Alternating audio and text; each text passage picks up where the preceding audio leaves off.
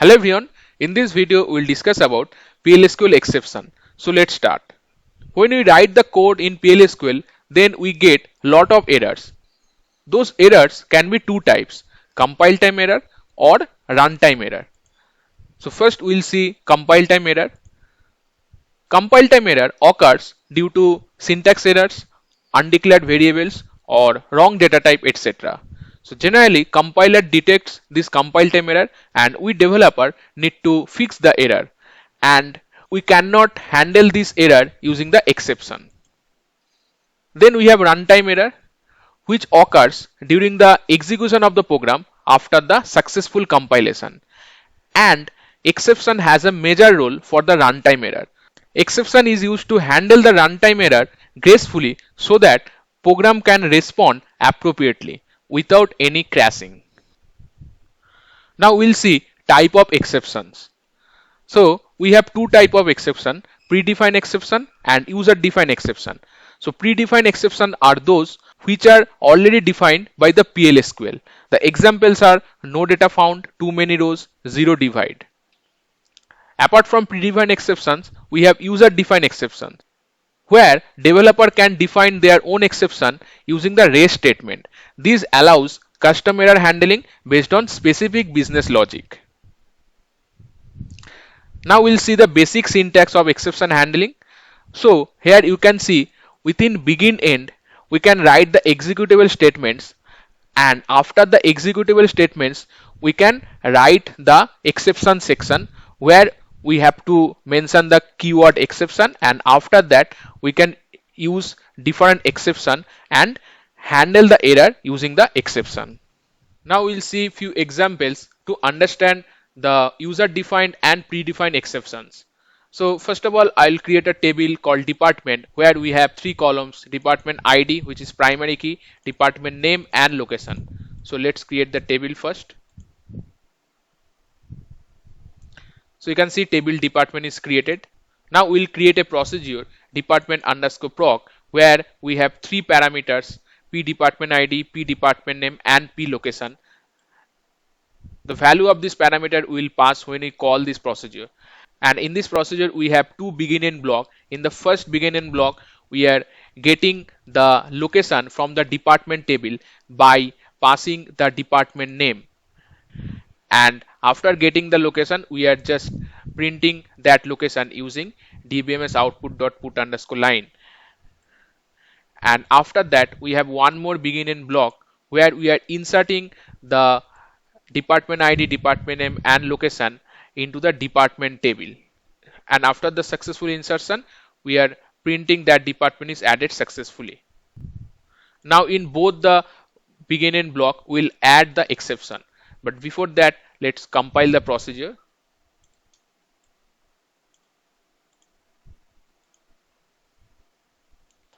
So the procedure is compiled. Now we'll call the procedure using the execute keyword and by passing the values of three parameters, which are department ID, department name and location. So let's call the procedure, and now you can see we are getting some error like ora 01403 no data found at line number 9. So why we are getting this error, let's see. So here you can see we are trying to fetch the location from department table by passing the p department name, but currently the table do not have any data. So when we try to pass the department name and trying to find the location, then obviously it will unable to fetch any location, and that is why we'll get the no data found error. And as we are getting this error, so the execution of the code is stopped and it is not moving further to insert the data into the department table. So we have to handle this error using the exception. So how we'll handle this error, now we'll see. So to handle this error we'll write the exception before the end. So I'll write exception when no data found, then within the dbms output dot put underscore line we'll put some message like department doesn't exist. Now compile the procedure again. So it is compiled. Now call the procedure again.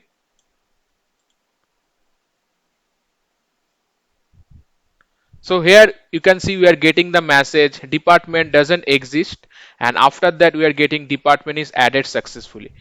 So how the flow of program execution is going on, let's understand. So first of all, when we call the procedure, it will try to fetch the location from the department table using the department name parameter, but it will not find any location.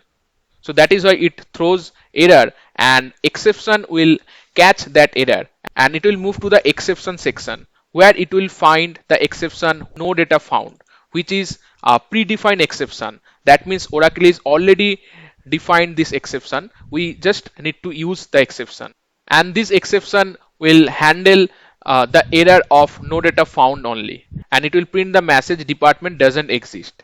Then it will exit from the begin end block, and it will go to the next block where it will insert the values into the department table and will get the message department is added successfully. Now check the department table whether data is inserted or not. So select star from department.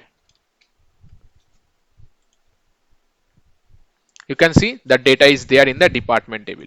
Now call this procedure with another set of values, department ID 102. Let use the same department and change the location to Mumbai. Now call the procedure. Here you can see we are getting the existing location for IT, which is Kolkata, and department is added successfully. So here we are not getting any error, so that is why exception is not handling anything.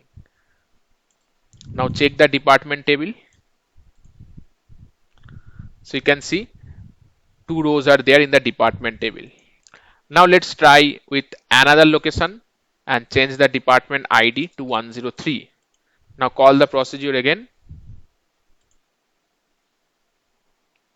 So here you can see we are getting the error exact fetch returns more than requested number of rows. Why we are getting this? Because now if we check the table, we have two location for a particular department.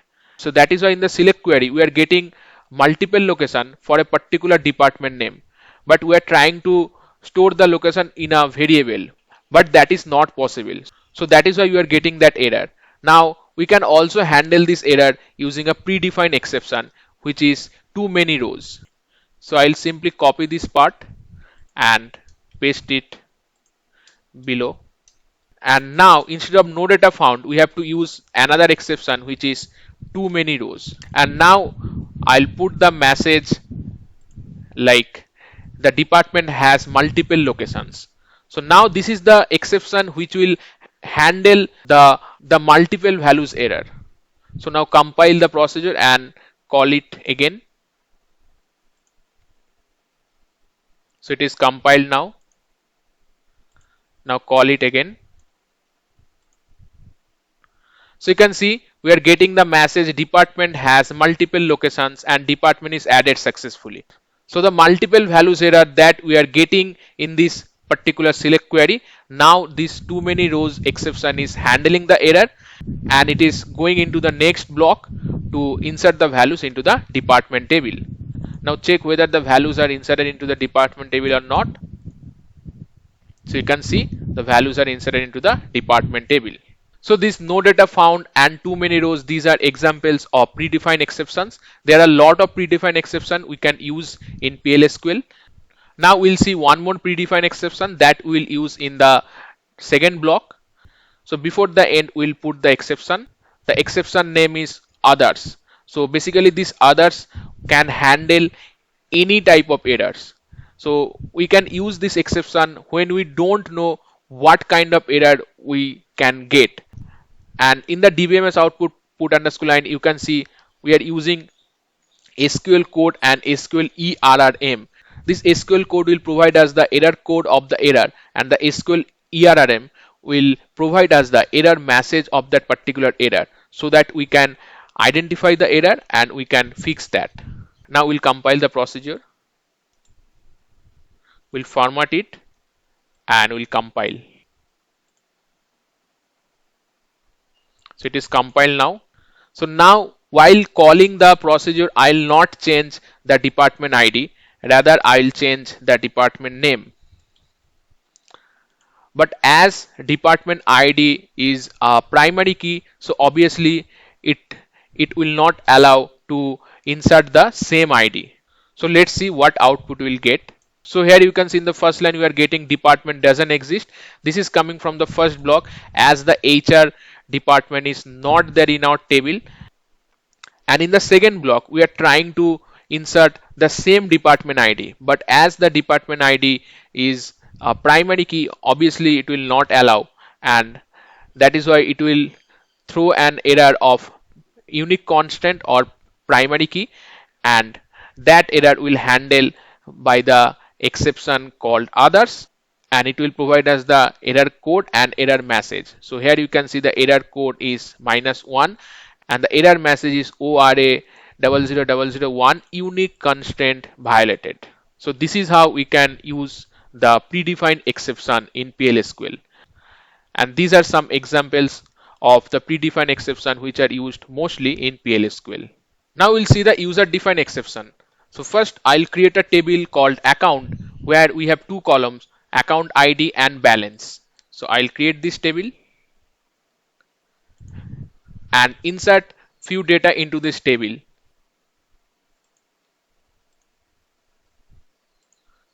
Now I'll commit and check the table whether the data are inserted or not.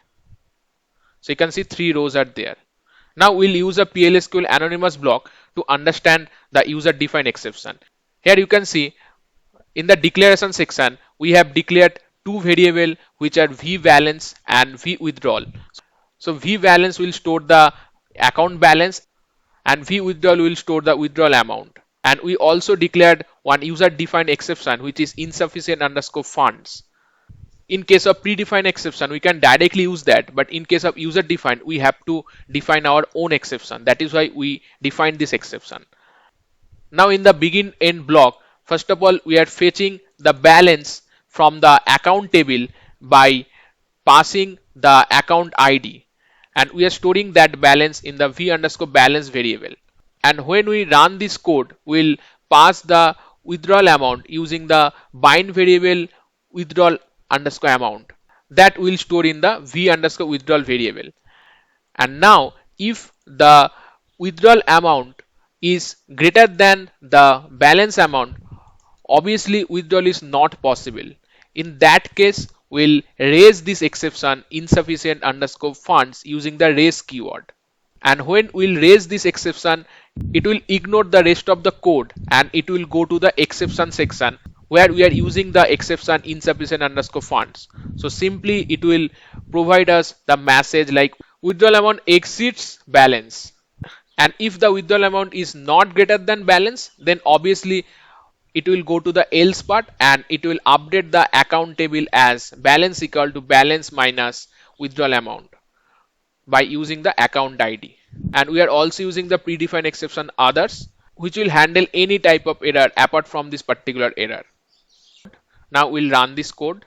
Provide the account ID here, and in the withdrawal amount I'll provide the amount as 50,000, which is greater than the account balance. So you can see we are getting the message withdrawal amount exceeds balance, as the withdrawal amount is greater than the balance. So this is it for this video. If you like this video, please hit the like button. Share this video within your circle. If you have any doubts or any suggestion, you can put that in the comment section, and do subscribe our channel. Thank you.